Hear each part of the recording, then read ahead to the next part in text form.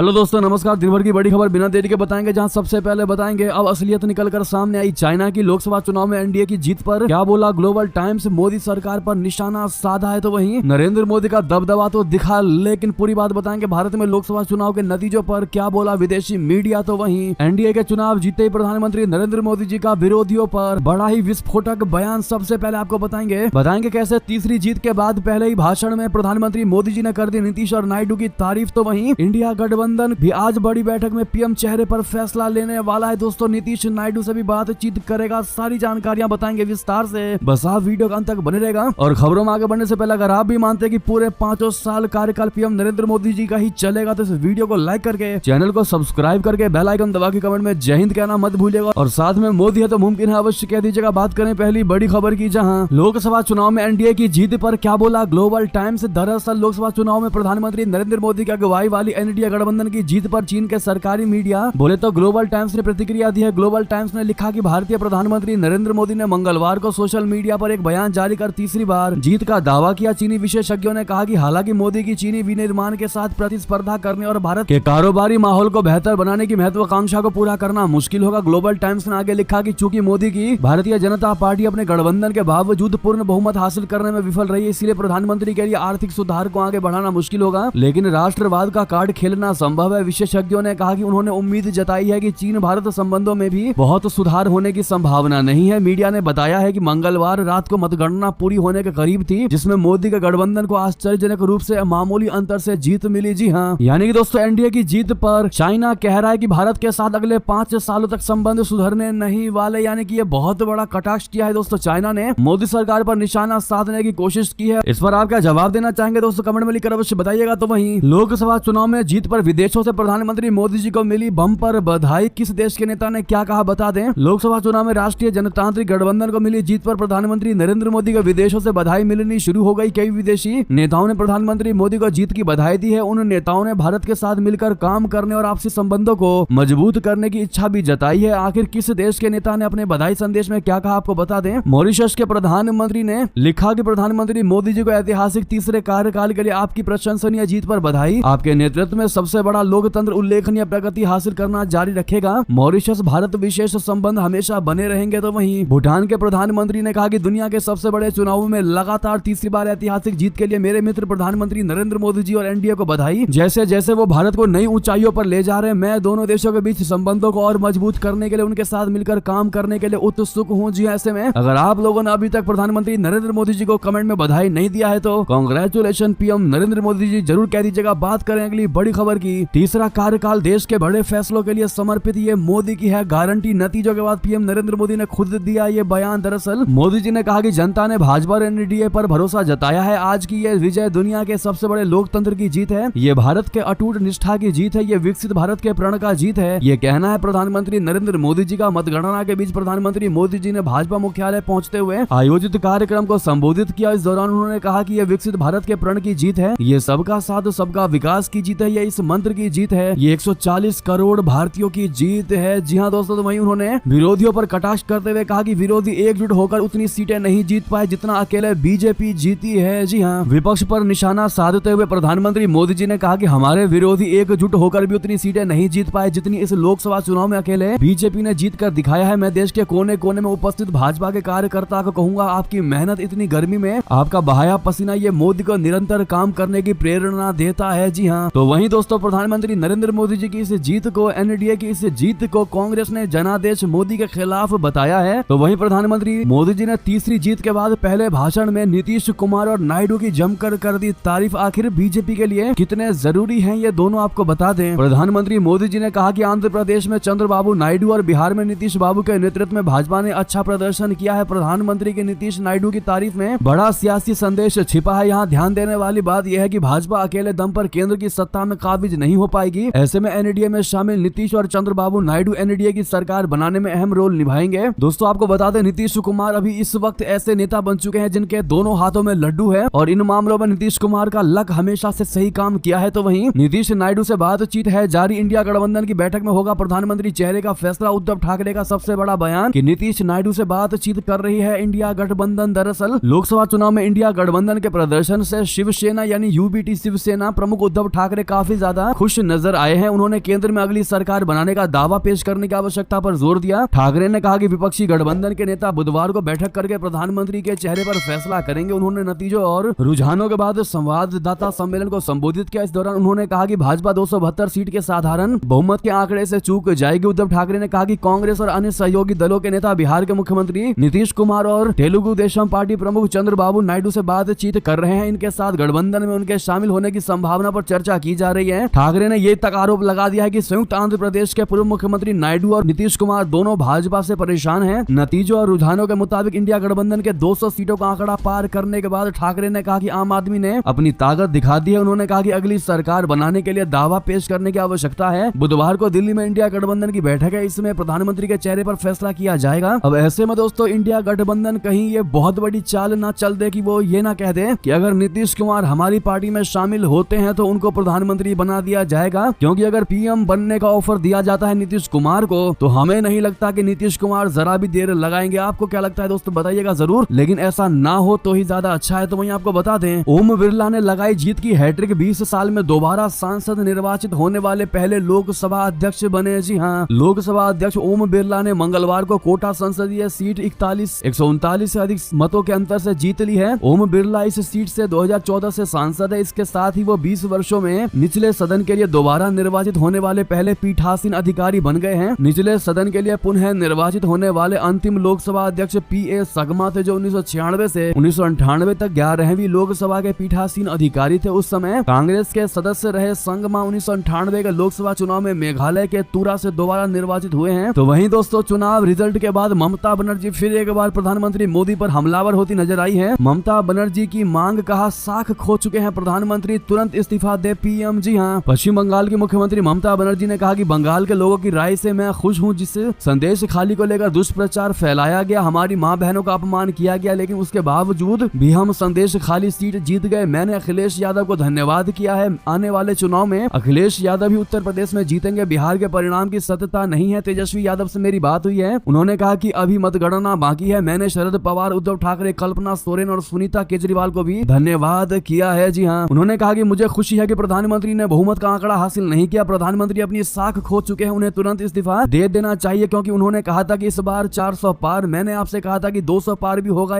या नहीं, ये नहीं पता। अब उन्हें टीडीपी और नीतीश कुमार के पैर पकड़ने होंगे। ये कहना है दोस्तों ममता बनर्जी का, जो दिखाता है कि ममता बनर्जी कितनी ज्यादा बौखला चुकी है प्रधानमंत्री नरेंद्र मोदी जी पर। तो वहीं आपको बता दें, वहीं असदुद्दीन ओवैसी ने बीजेपी की माधवी लता को रिकॉर्ड अंतर से हराया। आया पहला उनका रिएक्शन। जी हाँ, ऑल इंडिया मजलिस इत्तेहादुल मुस्लिमीन यानी AIMIM के अध्यक्ष असदुद्दीन ओवैसी ने हैदराबाद लोकसभा सीट बरकरार रखी है। वो 3,38,000 से ज्यादा वोटों से रिकॉर्ड अंतर से विजयी हुए हैं। असदुद्दीन ओवैसी ने भाजपा उम्मीदवार माधवी लता को 3,38,087 वोटों से हराकर लगातार 5वीं बार जीत दर्ज की है। ओवैसी को 6,61,981 वोट मिले, जबकि माधवी लता को 3,23,894 वोट मिले हैं। तो वहीं आपको बता दें, अब तक किसी भी पार्टी को बहुमत नहीं मिला है, लेकिन किसको बुलाएंगी राष्ट्रपति द्रौपदी मुर्मू जी? क्या है समीकरण, आपको बता दें, लोकसभा चुनाव के परिणामों ने जबरदस्त उलटफेर करके रख दिया है। ये बात सही है कि एनडीए गठबंधन आगे है, लेकिन इंडिया गठबंधन ने एनडीए गठबंधन का धागा खोल दिया है। यहाँ तक कि बीजेपी इस बार अपने दम पर अकेले बहुमत नहीं हासिल कर पा रही है। इस परिणाम के बाद कांग्रेस आत्मविश्वास से लवरेज है। तो वहीं अब बीजेपी के टॉप नेताओं की मीटिंग्स भी शुरू हो चुकी है। रणनीतिक विश्लेषकों का यह मानना है कि अब राष्ट्रपति किसको सरकार बनाने के लिए आमंत्रित कर सकती है। असल में ये तो तय हो गया है कि स्पष्ट बहुमत किसी भी पार्टी को नहीं मिला है, लेकिन बीजेपी सबसे बड़ी पार्टी बनकर उभरी है। ऐसे में अगर राष्ट्रपति बीजेपी को सरकार बनाने के लिए आमंत्रित करती है तो यह संवैधानिक तौर पर सही होगा। ऐसे में बीजेपी अपना बहुमत साबित कर सकती है, क्योंकि उसके साथ गठबंधन में शामिल पार्टियां बहुमत के जादुई आंकड़े को पार कर सकती हैं। फिलहाल लोकसभा में बहुमत का आंकड़ा 272 है और बीजेपी को अकेले इतनी सीटें नहीं मिलती हुई दिखाई दे रही हैं, लेकिन अगर एनडीए बहुमत के साथ आ जाए तो यह आंकड़ा 290 तक पहुंच सकता है। उधर इंडिया गठबंधन की सभी पार्टियां मिलकर भी बहुमत के पास नहीं पहुंच पाई हैं। ऐसे में उम्मीद इसी बात की है कि राष्ट्रपति द्रौपदी मुर्मू जी बीजेपी को ही बुलाएंगी। आप क्या कहते हैं दोस्तों, किसको बुलाएंगी द्रौपदी मुर्मू जी? तो वहीं आपको बड़ी खबर बताते हैं, जहां पर ईरान में राष्ट्रपति चुनाव के लिए 80 लोगों ने किया रजिस्ट्रेशन। आखिर कौन होगा राष्ट्रपति? बता दें, इब्राहिम रईसी की मौत के बाद ईरान अपना नया राष्ट्रपति चुनने की तैयारी कर रहा है। ईरान में 28 जून को राष्ट्रपति पद के लिए चुनाव होने हैं। सोमवार को 5 दिनों तक चले उम्मीदवारों के रजिस्ट्रेशन के बाद आंतरिक मंत्री अहमद वाहिदी ने कहा है कि राष्ट्रपति पद के लिए 80 उम्मीदवारों ने अपना नामांकन दर्ज करवाया है। उम्मीदवारी दर्ज कराने वालों में उदारवादियों, सुधारवादियों से ज्यादा रूढ़िवादी और यहाँ तक कि अति ही रूढ़िवादी उम्मीदवार शामिल हैं, साथ ही कई मौलवी और 4 महिलाएं भी शामिल है। ईरान के चुनाव में आज तक कोई महिला राष्ट्रपति पद के लिए अपना दावेदारी पेश नहीं कर पाई है। इन 80 उम्मीदवारों में सबसे प्रसिद्ध उम्मीदवार 67 साल के महमूद अहमदीनेजाद हैं। वे 2005 से 2013 तक लगातार 2 बार ईरान के राष्ट्रपति भी बने हैं। तो वहीं आपको बता दें, पाकिस्तान के प्रधानमंत्री शहबाज शरीफ 5 दिन की यात्रा पर चीन रवाना। जी हां, पाकिस्तान के प्रधानमंत्री शहबाज शरीफ मंगलवार को चीन की 5 दिवसीय सरकारी यात्रा पर रवाना हुए, जिसका मकसद द्विपक्षीय संबंधों को मजबूत करना था और अरबों डॉलर के चीन पाकिस्तान आर्थिक गलियारे के तहत सहयोग बढ़ाना है। शरीफ चीनी राष्ट्रपति शी जिनपिंग के निमंत्रण पर 4 से 8 जून तक चीन की यात्रा पर रहेंगे। जियो न्यूज की खबर के अनुसार पाकिस्तान मुस्लिम लीग नवाज यानी PMLN के नेता शरीफ, जो 72 साल के हैं, मार्च में पार्टी के नेतृत्व वाली गठबंधन सरकार बनने पर दूसरी बार प्रधानमंत्री पद पर आसीन होने के बाद पहली विदेश यात्रा पर चीन रवाना हुए हैं। चीनी विदेश मंत्रालय की प्रवक्ता माओ निंग ने पिछले सप्ताह बीजिंग में कहा था कि अपनी यात्रा के दौरान शरीफ चीनी राष्ट्रपति जिनपिंग के साथ वार्ता करेंगे और चीन पाकिस्तान संबंधों के विकास के लिए संयुक्त रूप से एक खाका को तैयार करेंगे। तो वहीं चीन के दबाव में आया पाकिस्तान, शहबाज ने चीनी इंजीनियरों के लिए बढ़ाई सुरक्षा, हर गाड़ी पर होगी उनकी पैनी नजर। जी हां, दरअसल पाकिस्तान में चीनी इंजीनियरों पर घातक आतंकी हमले के बाद चीन के साथ उसका तनाव बढ़ रहा है। इस आतंकी हमले ने चीन के निवेश को खतरे में डाल दिया है। चीन के पाकिस्तान पर दबाव बनाने के बाद उन 2 शहरों की सिक्योरिटी बढ़ा दी गई है, जो चीनी श्रमिकों का प्रमुख केंद्र है। पाकिस्तान के उत्तर में दासू और चिलास के लिए योजनाबद्ध अपग्रेड किया गया है। CCTV कैमरे, चौकियां और अन्य बाधाएं बनाए गए हैं। पाकिस्तानी सरकार ने यह भी कहा है कि सुरक्षा बढ़ाने का बड़ा कारण प्रोजेक्ट की समय सीमा भी है। पाकिस्तान में भविष्य के चीनी निवेश पर निर्णय लेने से जुड़ी एक मीटिंग के कुछ दिनों बाद 15 मई को सुरक्षा बढ़ाने का फैसला लिया गया। पाकिस्तान पर लगातार चीनी इंजीनियरों के मौत के बाद चीन की चिंताओं को कम करने का भी दबाव था। दोस्तों, तो वहीं आपको बता दें, कोई NSA में जेल में बंद, कोई खालिस्तान का समर्थक, जेल से ही चुनाव जीत गए ये अलगाववादी नेता। जी हां, लोकसभा रिजल्ट को लेकर एक बड़ी ही अजीबोगरीब खबर सामने आ रही है दोस्तों निकलकर, जहां पर इस चुनाव में कुछ अप्रत्याशित चीजें देखने को मिली है। जेल में बंद खालिस्तानी समर्थक अमृतपाल सिंह पंजाब की खडूर साहिब लोकसभा सीट पर जीत दर्ज की है। अमृतपाल को 4,04,430 वोट मिले हैं, जबकि कांग्रेस के कुलवीर सिंह जीरा को 2,07,310 वोट ही जीत पाए हैं। अमृतपाल के निर्दलीय उम्मीदवार के रूप में चुनाव लड़ा था। वारिस पंजाब दे संगठन के चीफ अमृतपाल फिलहाल राष्ट्रीय सुरक्षा अधिनियम यानी NSA के तहत असम की डिब्रूगढ़ जेल में बंद है। जी हां, दूसरी ओर जम्मू कश्मीर में भी उलटफेर देखने को मिला। नेशनल कॉन्फ्रेंस के उपाध्यक्ष उमर अब्दुल्ला और पीपुल्स डेमोक्रेटिक पार्टी यानी PDP की चीफ महबूबा मुफ्ती अपनी अपनी सीट से हार गए। उमर अब्दुल्ला बारामूला और मुफ्ती अनंतनाग लोकसभा सीट से हार गई है। तो वहीं दोस्तों आपको बता दें, रशिया ने मार गिराया यूक्रेनी सुखोई Su-25 लड़ाकू विमान। आखिर कितना है ये शक्तिशाली? दरअसल रशिया के रक्षा मंत्रालय ने यूक्रेन में जारी युद्ध में प्रगति और पिछले 24 घंटों में प्रमुख सैन्य उपलब्धियों पर रिपोर्ट दी है। इसमें दावा किया गया कि रूसी सेना ने जापोरोजे क्षेत्र में एक यूक्रेनी Su-25 हमलावर विमान को मार गिराया है, यानी कि सुखोई 25 को मार गिराया है। मंत्रालय ने यह भी उल्लेख किया कि पिछले 24 घंटे में एयर डिफेंस ब्रिगेड ने 18 HIMARS projectile, Olha missile, 2 guided hammer bomb और 41 ड्रोन को मार गिराया है। तो वहीं आपको बता दें, ब्रिक्स में शामिल होने को बेचैन है तुर्की। खलीफा एर्दोगन के मंत्री ने जताई इच्छा, नाटो के अब उड़ेंगे नींदे। जी हां, तुर्की ने ब्रिक्स में शामिल होने की इच्छा जताई है। तुर्की के विदेश मंत्री हकन फिदान ने मंगलवार को कहा है कि तुर्की ब्रिक्स का सदस्य बनना चाहेगा और संगठन में होने वाले विकास पर नजर रखेगा। साउथ चाइना मॉर्निंग पोस्ट अखबार के अनुसार बीजिंग में centre for China and globalisation यानी CCG में एक कार्यक्रम के दौरान फिदान ने कहा कि निश्चित रूप से हम ब्रिक्स का सदस्य बनना चाहेंगे, इसलिए हम देखेंगे कि इस साल ये कैसा रहता है। तुर्की नाटो सदस्य देश है, यही ब्रिक्स में रशिया और चीन प्रभावी भूमिका में है। ऐसे में तुर्की के शामिल होने से नाटो की नींदें उड़ सकती हैं। जी हां, ब्रिक्स की स्थापना 2009 में दुनिया की सबसे बड़ी उभरती अर्थव्यवस्थाओं के लिए एक सहयोग मंच के रूप में की गई थी, जिसमें ब्राजील, रशिया, भारत, चीन और दक्षिण अफ्रीका को एक साथ लाया गया था। दोस्तों वहीं आपको बता दें, मुस्लिम स्कूलों पर लग रहा जुर्माना। फ्रांस के स्कूलों में इस्लाम पर क्यों मचा है घमासान? क्या है पूरा मामला? दरअसल फ्रांस की मुस्लिमों और इस्लाम को लेकर नीति के बदले कुछ समय से चर्चा हो रही है। फ्रांस स्कूलों में एक खास नीति अपनाने पर जोर दिया जा रहा है। पाकिस्तानी अखबार डॉन ने इस पर रिपोर्ट की है। रिपोर्ट बताती है कि बीते साल सिहा में डेंगुईर ने अपने बेटे और बेटी को फ्रांस के सबसे बड़े मुस्लिम निजी स्कूल में दाखिला दिलाया था, जो पेरिस से 200 किलोमीटर दूर लीले शहर में था। 41 साल की डेंगुईर ने इसके लिए अपनी कमाई का बड़ा हिस्सा खर्च किया। दिसंबर में वो स्तब्ध रह गया कि जब एवरोज स्कूल को हर 2 साल 2 मिलियन यूरो का सरकारी फंडिंग के नुकसान इस आधार पर हुआ है कि वो फ्रांस के राष्ट्रीय शिक्षा दिशा निर्देशों में निहित धर्मनिरपेक्ष सिद्धांतों का पालन करने में विफल रहा। वैसे में एक और खबर आपको बता दें, जहां पर इजराइल से संबंधों को सुधारने में लगा सऊदी अरबिया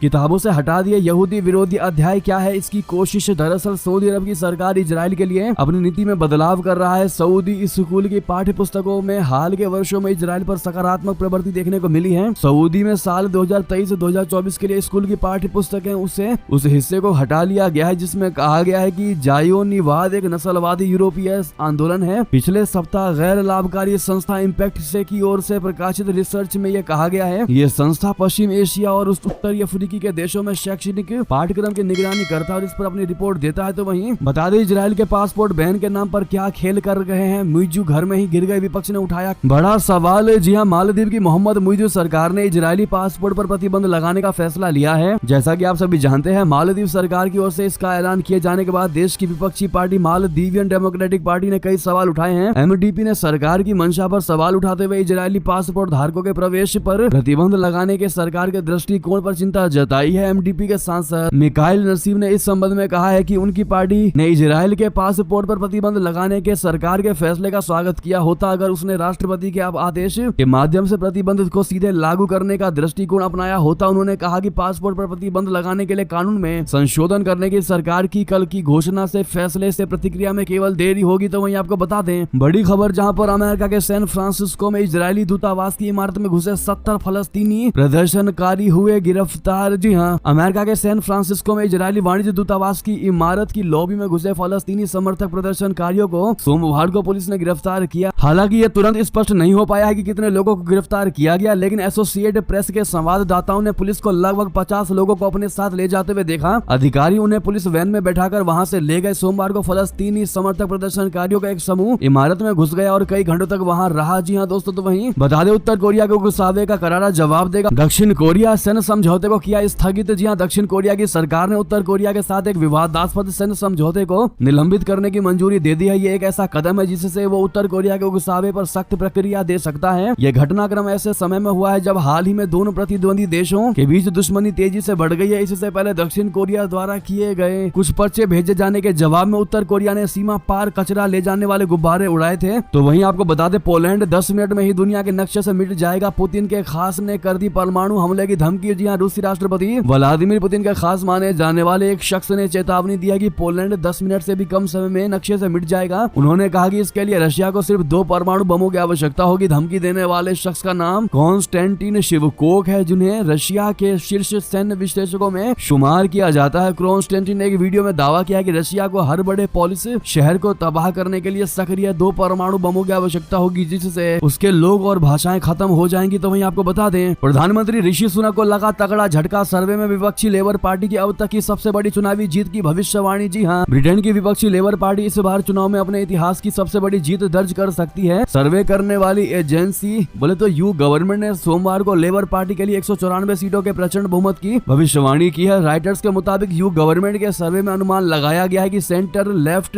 लेबर पार्टी संसद में 422 सीटें जीतेगी, जिससे उन्हें 194 सीटों का बहुमत मिलेगा। स्काई न्यूज टेलीविजन के लिए रोके गए न्यूज गवर्नमेंट पोल में प्रधानमंत्री ऋषि सुनक के नेतृत्व में कंजर्वेटिव पार्टी को 140 सीटें जीतने की भविष्यवाणी की गई है। दोस्तों, तो वहीं बड़ी खबर आपको बता दें रशिया और चीन को धमकाने के लिए अमेरिका ने दागी अपनी सबसे खतरनाक परमाणु मिसाइल। रूस की ओर से यूक्रेन पर हमला और नाटो देशों को लगातार धमकी। चीन की तरफ से ताइवान पर हमला करने की धमकी और मिलिट्री ड्रिल। इससे परेशान अमेरिका ने अपनी ताकत दिखाने और इन दोनों देशों को तुरंत शांत रहने के लिए अपने सबसे खतरनाक परमाणु मिसाइल दागी है, उसका सफल परीक्षण किया है। दोस्तों, तो वहीं पूर्णिया से जीते पप्पू यादव। बिहार में 14 साल बाद खत्म हुआ निर्दलियों के जीत का सूखा। जी हां, लोकसभा चुनाव के दौरान बिहार की एक सीट को लेकर खूब चर्चा रही। ये सीट थी पूर्णिया लोकसभा सीट। इस सीट से पप्पू यादव इंडिया ब्लॉक की ओर से टिकट के दावेदार थे। लालू यादव की पार्टी राष्ट्रीय जनता दल ने जनता दल यूनाइटेड की विधायक बीमा भारती को उम्मीदवार बना दिया, तो पप्पू निर्दलीय ही मैदान में कूद पड़े। पप्पू यादव ने कांटे के मुकाबले में अपने निकटतम प्रतिद्वंदी जेडीयू के संतोष कुमार 16,000 वोट से अधिक अंतर से हरा दिया है। आरजेडी उम्मीदवार बीमा भारती तीसरे स्थान पर है रही। वहीं 2010 में सूबे की बांका लोकसभा सीट के लिए हुए उपचुनाव के बाद ये पहला मौका है जब बिहार की किसी सीट से कोई निर्दलीय उम्मीदवार चुनाव जीतकर संसद पहुंचेगा। तो वहीं आपको बता दें विपक्ष में बैठेंगे या सरकार बनाने की कोशिश करेंगे। नतीजों के बाद राहुल गांधी ने दिया बड़ा बयान। दरअसल राहुल गांधी ने प्रेस कॉन्फ्रेंस करते हुए कहा कि इंडिया ब्लॉक और कांग्रेस ने यह चुनाव सिर्फ एक राजनीतिक दल के खिलाफ नहीं लड़ा, बल्कि यह चुनाव हमने बीजेपी सभी संस्थाओं सीबीआई ईडी के खिलाफ लड़ा है, क्योंकि इन संस्थाओं को मोदी सरकार ने कैप्चर कर लिया था। उन्होंने कहा कि यह लड़ाई संविधान को बचाने की थी। जब बीजेपी ने हमारे बैंक अकाउंट सीज किए, मुख्यमंत्री को जेल में डाला, पार्टियां तोड़ी, तभी से मेरे दिमाग में था कि देश की जनता अपने संविधान के